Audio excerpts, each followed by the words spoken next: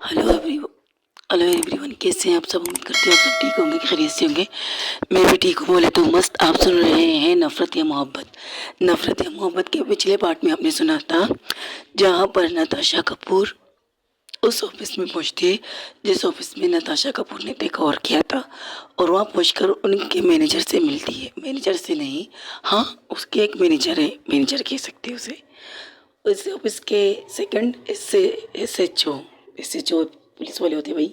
Sorry guys, मेरा गला ख़राब है आज, फिर भी कोशिश कर रही हूँ रिकॉर्डिंग करने की ताकि आप तक मेरी स्टोरी पहुँचती रहे। जो बात मैंने कही है उस बात पर अटल रहना चाहती हूँ। कोशिश करके अपनी आवाज़ को ठीक करने की कोशिश कर रही हूँ, और अपनी आवाज़ आप तक पहुँचाने के लिए दोपहर तक का मुझे वक्त दीजिए कि मैं कुछ करके आपको अपनी स्टोरी सुना सकूं। सुबह सवेरे करारा भी कर लिया गर्म पानी से, गरम गरम चाय भी पी रही हूँ। बट अब तक आधी तक ठीक हो चुकी है, बाकी आधी और ठीक होना बाकी है मेरी आवाज़ का। क्योंकि स्टोरी हम जिस तरह आप लोगों को सुनाना चाहते हैं, जिस तरह की फीलिंग आपको अपनी थ्रू दिखाना और सुनाना चाहते हैं, अगर वो ना हो तो मज़ा कहाँ आएगा स्टोरी में। फिर भी कोशिश कर रही हूँ कि रिकॉर्ड कर सकूँ आप लोगों के लिए। जो लोग मुझ पर भरोसा करते हैं, जो लोग मुझे कमेंट्स में लिखते हैं कि आपकी स्टोरी अच्छी है, आपकी स्टोरी वो अच्छी है, इसलिए उनकी खातिर गले में दर्द भी हो रहा है गाइस। फर्स्ट टाइम मुझे वही वाली फीलिंग आ रही है। मैं भी स्टोरियाँ सुनती हूँ, ये नहीं सुनती, बहुत सी स्टोरियाँ सुनती हूँ। जब कुछ स्टोरी वाले अपनी स्टोरी अपलोड नहीं करते, दिमाग बहुत ख़राब होता है गाइस, बहुत ज़्यादा ख़राब होता है। लेकिन आज कभी कभार वो कहते गले में दर्द, मैं कहती ये क्या बात हुई भाई, गले में दर्द कैसे। आज मेरे साथ हो रहा है तो मैं फील कर रही हूँ, फीलिंग के साथ सुनाना चाहूँगी, ज़रूर सुनाऊँगी, क्यों नहीं सुनाऊँगी। बट मुझे दोपहर का वक्त दीजिएगा, ये मैं आपको अपनी स्टोरी अपलोड कर सकूं। फिर भी थोड़ा सा नफ़रत या मोहब्बत की मैं आप लोगों को सुनाने की कोशिश कर रही हूँ, तो इस चीज़ को एंजॉय कीजिए गाइस। हो सके तो माफ़ी चाहती हूँ अपने इस गले की वजह से, शायद उस फीलिंग से मैं आप लोगों को स्टोरी ना सुना पाऊँ, लेकिन कोशिश जारी है और कोशिश दोपहर तक जारी रहेगी। अगर नहीं हुई तब भी मैं आप लोगों को बता दूंगी कुछ चीज़ें डाल के। ओके गाइस, तब तक मेरे जो शॉर्ट डाले उन्हें एंजॉय कीजिएगा। ओके। जहाँ पर नताशा कपूर ऑफिस में आती है और वहाँ के मेन सीईओ से अपने ऑफिस में आने के लिए मुझे किसी की इजाज़त की ज़रूरत नहीं। बट आप लोगों को ये बात समझ में नहीं आ रही शायद, मैं इस कंपनी की ओनर हूँ। ओनर का मतलब समझते हो? अगर नहीं आता तो रिसर्च करो, गूगल जाओ, वहाँ पर पता लगाओ ऑफिस के ओनर को क्या कहते हैं। बट अब अगर तुमने या तुम्हारे किसी भी एम्प्लॉय ने, किसी ने भी मुझसे ये सवाल किया तो आई होप उसका जवाब आप लोग को बहुत गंदा मिलने वाला है, और ये जवाब सुनकर आपको पसंद नहीं आएगा शायद। ये कहकर वो अपने ऑफिस के केबिन की तरफ बढ़ती है, जहाँ उसके कहने पर उसे एक न्यू केबिन दिया गया है। हाँ, जब बॉस से ओनर है तो उसे केबिन लेने का हक है, तो वहाँ बैठती है। थोड़ी देर बाद वहाँ पर 3 लोगों की एंट्री होती है। उस ऑफिस की सीईओ की एंट्री होती है, सेकंड सीईओ, और उनके साथ रोहित खन्ना की एंट्री होती है, जो सबसे पहले इजाज़त लेते हैं।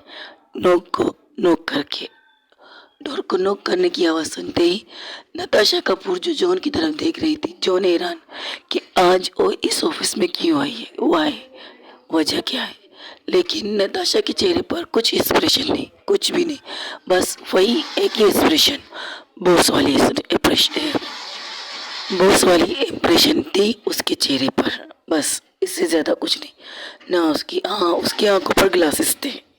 अब उस ग्लासेस में उसकी आंखों का कलर, रंग या फीलिंग क्या है जॉन समझ नहीं पा रहा, कोशिश कर रहा है उसकी बॉडी लैंग्वेज से पता लगाए। बट उसकी बॉडी लैंग्वेज भी वैसे ही जैसे नताशा चाहती है सामने वाले को दिखाना, वैसे दिखा रही थी। अब जॉन कुछ ना कहकर एक साइड पे खड़ा हो जाता है। तीनों इंसानों की एंट्री होती है। तब नताशा कपूर कहती है, जो फाइल मैंने आपसे मंगवाई है, क्या आप वो फाइल लाए हैं, मिस्टर CEO? अब उनका नाम नहीं लेती, CEO कहती है।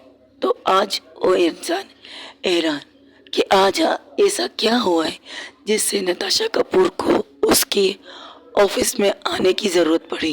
क्योंकि जब से नताशा कपूर ने इस कंपनी को टेक ओवर किया था, तब से नताशा कपूर इस ऑफिस में एक तो गिनती में अगर देखा जाए सिर्फ 3 बार इस ऑफिस में आई थी। फर्स्ट जब इस ऑफिस को टेक ओवर किया था तब इस ऑफिस में कुछ मसले होते, तब अब ये तीसरी दफ़ा है कि नताशा कपूर खुद से इस ऑफिस में बिना इंफॉर्मेशन किए आई हुआ है। क्योंकि 2 दफ़ा उसने पता था कि नताशा कपूर विजिट करने वाली है इस ऑफिस में, बट आज जिस तरह से नताशा कपूर ने सरप्राइज पैकेज दी उन्हें, ये सोचकर वो हैरान एंड परेशान थे कि नताशा कपूर को क्या वजह है इस ऑफिस में आने की। उनके दिमाग में यही चल रहा है। वही दूसरी तरफ जो चमचा जो अपने जीजा के पीछे खड़ा था, उसे देखकर नताशा कहती है, अरे बाप रे बाप, आप पीछे क्यों खड़े हैं? आपके लिए तो खासकर मैं आज आई हूँ, प्लीज़ सामने आइए मिस्टर सेकंड CEO, प्लीज़ आप तीनों बैठ सकते हैं।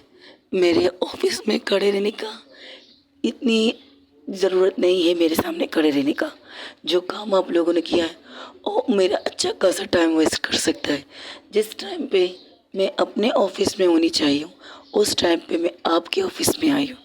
तो आप सोच रहे होंगे कि वह है नताशा कपूर से 2 बार विज़िट कर चुकी है, आज तीसरी बार ऐसा क्या हुआ कि उन्हें विज़िट करना पड़ा था। चलिए हम वहाँ वो सीन दिखाते हैं जहाँ नताशा कपूर अपने ऑफिस में फाइलों में घुस कर पड़ी हुई थी, जहाँ वो पहले स्टडी कर रही थी। वो सी फाइलें और क्लियर करके अपने ऑफिस वर्कर के पास भेज चुकी थी। कुछ और फाइलें बचती है जिनको वो पढ़ रही थी और उन पे काम कर रही थी। वहीं पर थोड़ी देर पहले उसके मोबाइल पर एक मैसेज का नोटिफिकेशन आया था, जिसे पढ़कर फर्स्ट ऑफ ऑल नताशा का दिमाग ख़राब, सेकेंडली उसे इतना गुस्सा आया था कि वो उस गुस्से को कंट्रोल ना कर पाए और सीधा इस ऑफिस में आ गई। आपको क्या लगता है ये मैसेज किसने किया था? जहाँ रोहित खन्ना ऑफिस से के लिए निकले थे, पूजा ने एक मैसेज किया था नताशा के पास। क्या पूजा ने लिखा था कि तुम्हारे साले के साथ कुछ गलत हो रहा है, जाके उसे रोको, या किसी और ने? ये हम बताएंगे आगे जाकर। अब वहाँ से सीन कट करके हम उस चीज़ को लाएंगे जहाँ पर नताशा कपूर बोल रही थी, hello mister Rohit Khanna, how are you? सुना है आजकल आपके साथ बहुत सी नाइंसाफियाँ हो रही है मेरे ऑफिस में, खास करके नताशा कपूर के ऑफिस में। नताशा कपूर के ऑफिस में ऐसा कोई बंदा नहीं है हो जिसके साथ कोई भी कुछ गलत कर सके, खास कर तब जब वो ईमानदारी से अपना काम कर रहा है, फिर भी उसके साथ गलत चीज़ें हो रही हैं। इसे रोकने के लिए खासकर आज मुझे आना पड़ा। अगर ये बात मुझे पहले इंफॉर्मेशन मुझ तक पहुंचती, बट मेरे पास ये इंफॉर्मेशन मुझ तक पहले पहुंचती, बट नहीं, ये इंफॉर्मेशन मुझे लेट मिली है। अगर उस टाइम मिलती तो उसी टाइम पर मैं अपना एक्शन का रिएक्शन दिखा सकती थी। बट हाँ, कहते ना, देर आए बट दुरुस्त आए, ये वाली कहावत तो आपने सुनी होगी। तो मैं अगर देर से मैसेज मिली है बट उस पर एक्शन ना करूँ तो मेरी गलती कहलाई जाएगी ना मिस्टर खन्ना। एनीवे, अब बात करते हैं आपसे, CEO साहब से। मिस्टर CEO, इस ऑफिस के आप है ना? तो ये बंदा कौन है जो एक CEO की तरह एक इंसान को बड़े ऑफिस में उनके एम्प्लॉय के सामने, उसके टीम के सामने उसे बेइज्जत कर रहे थे? ये कौन है, इसके बारे में बताएंगे। लेकिन आपसे पहले मैं कुछ पढ़ के सुनाना चाहती हूँ आपको। ओके, मैं अपने ऑफिस में आज मेरा ऑफिस में इस कदर शेड्यूल बहुत ही ज़्यादा गंदा था, बहुत ही ज़्यादा। वहाँ से अपने ऑफिस से थोड़ा सा नाराज़ होके बैठी थी। पढ़ाई का असर आपके ऑफिस में मुझे मिली है, लेकिन वो मैं खुद नहीं पढ़ूंगी। जॉन, मेरा मोबाइल तुम्हारे पास, मैंने तुम्हें पढ़े। जॉन, मैंने तुम्हें एक मैसेज भेजा है, क्या उसे तुम अपने आवाज़ में इस ऑफिस में जितने लोग बैठे हैं, उसे सुना सकते हो या नहीं? ऑफ कोर्स बहुत सुना सकती हूँ। तो कैरी ऑन जॉन, अब तुम सुनाओ जो मैसेज मैंने तुम तक रीड किए, यानी कि तुम तक पहुँचाई है। जॉन पहले उस मैसेज को खुद पढ़ता है ताकि उसे समझ में आए वो पढ़ने क्या वाला है। वो पढ़ता है, एक नज़र नताशा की तरफ देखता है, फिर कहता है, ओके बॉस, मैं रेडी हूँ। Carry on, continue John. ये कहते हुए जॉन कहता है, हेलो मैम, आप मुझे नहीं जानते बट मैं आपको जानती हूँ। मैं उस कंपनी के एम्प्लॉय हूँ जिस कंपनी को आपने टेक ओवर किया था तकरीबन 1 साल पहले। अब इस बात को तकरीबन 2 साल होने को आए हैं, बट आप आज तक हमारी कंपनी पर विज़िट करने नहीं आई थी तो सिर्फ 2 दफ़ा आई थी, इससे ज़्यादा नहीं आई थी। बट इन 1 सालों बाद अभी 8 महीने से हमारी कंपनी में बहुत सी चेंजिंग हो चुकी है जो नहीं होनी चाहिए। फर्स्ट ऑफ ऑल हमारे एसएचओ ने, sorry guys, first of all हमारे सीईओ ने हमारे ऑफिस की जो भागदौड़ उनके हाथ में थी, उन्हें उस इंसान को सौंपना चाहिए था, लेकिन उस इंसान को सौंपने के बजाय उन्होंने एक निक्के नाकारा इंसान को उस ऑफिस की भागदौड़ संभालने के लिए दी, ऑफिस की भागदौड़ संभालने के लिए दी। बट ये चीज़ गलत थी। हम वर्कर थे, हमें खुद इस जॉब की ज़रूरत थी तो हम खामोश थे। लेकिन उस इंसान ने एक चीज़ अच्छी की कि उन्होंने अपनी भागदौड़ हमारे सर रोहित सर के सर पर टोप दी। यानी आते हैं ऑफिस में, बैठते अपने केबिन में और सिर्फ धड़ाधड़ हुक्म देते हैं, अपनी बॉसपंथी झाड़ते हैं। ये तक तो हम बर्दाश्त कर सकते थे, लेकिन हद तो तब होती है जब वो इंसान बार बार अपने केबिन में सर रोहित को बुलाकर बेइज्जत करते रहते।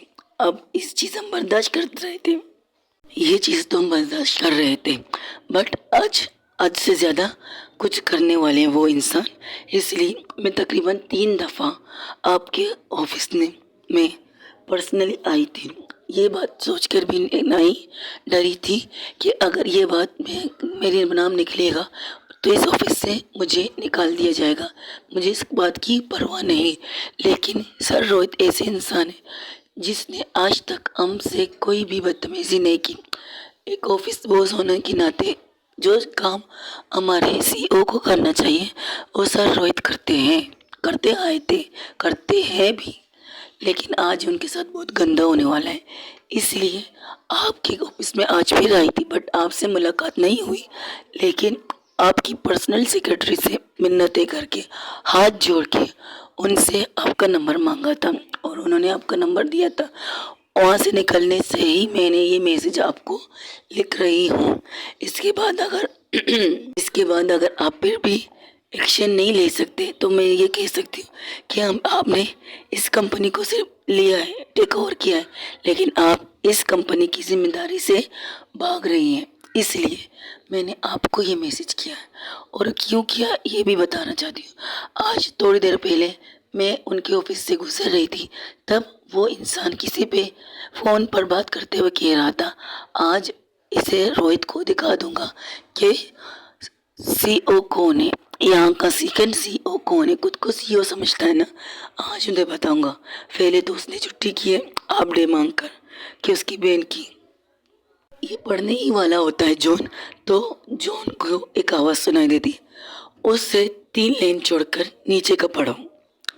ओके बॉस, तो वो 3 लाइन छोड़कर नीचे का पढ़ता है।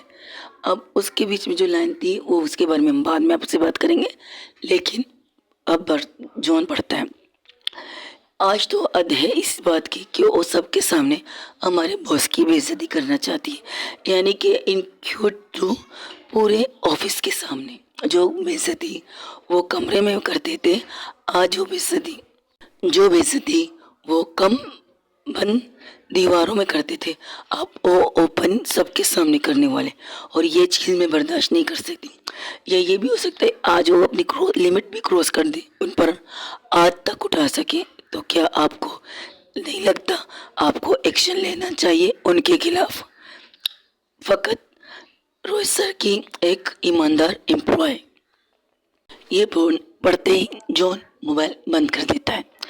वहीं पर हम दिखाते हैं कि उसमें 2 लाइन जो कटी थी, वो इससे पहले मैं भूल जाऊं, उसमें लिखा था उनकी बहन के, एक तो उसने अपनी बेतुकी बहन के लिए हाफ डे मांगी, ये कहकर कि आज मेरी बहन, कल मेरी बहन की शादी हुई थी, आज उसे पगपेरे के लिए लाना है।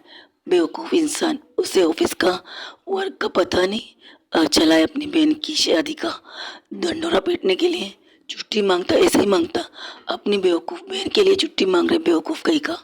ये 2 चीज़ें उसने लिखी थी। तब उसके बाद ये चीज़, नताशा कपूर ये चीज़ इसलिए नहीं पढ़ना चाहती थी कि रोहित को ये ना लगे कि उसकी बहन की खातिर वो यहाँ आई है, बट वो आई है अपने ईमानदार एम्प्लॉय के लिए। नताशा कपूर जितनी सख्त दिखती है उतनी ए नहीं, क्योंकि नताशा की फर्स्ट, मैंने आपसे कहा है, उसे अपने ऑफिस में ईमानदार लोगों की सबसे ज़्यादा ज़रूरत होती है।